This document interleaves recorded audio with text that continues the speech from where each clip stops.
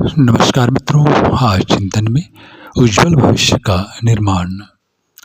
जिस प्रकार अग्नि में स्वर्ण को तपाने से उसके तमाम मल नष्ट हो जाते हैं, कांति अधिक आती है और मूल्य बढ़ जाता है, उसी प्रकार जो सत्यरूपी अग्नि में प्रवेश करते हैं उनका केवल शारीरिक बल ही नहीं बल्कि मानसिक और आध्यात्मिक बल भी अहर्निश वृद्धि को प्राप्त होता है।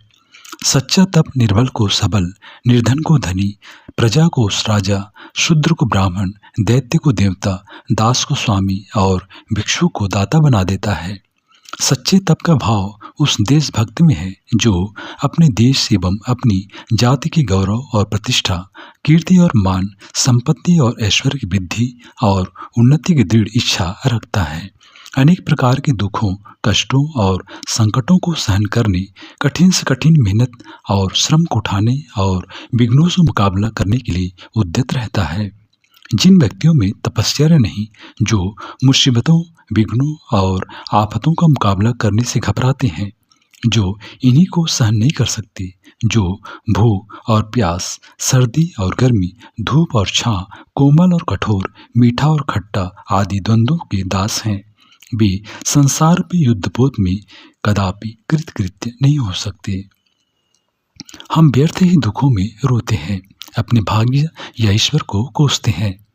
दुख तो प्रकृति माता की वह प्रक्रिया है, ईश्वर का वह वरदान है जिससे हम सचेष्ट होते हैं, जीवन की शक्तियों को उपयोग में लाते हैं और इससे हमारे सुखद और उज्जवल भविष्य का निर्माण होता है। सुख को हम प्यार करते हैं किंतु दुख में रोते हैं, चिंता शोक में डूब जाते हैं। यह हमारे एकांगी दृष्टिकोण और अज्ञान का परिणाम है। सुख की तरह ही दुख भी जीवन का अभिन्न अंग पहलू है।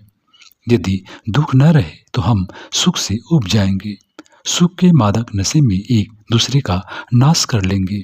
इतना ही नहीं, हम सुख का मूल्य ही नहीं समझ सकेंगे। रात्रि के अस्तित्व में ही दिन का जीवन है, रात्रि ना हो तो दिन महत्वहीन हो जाएगा।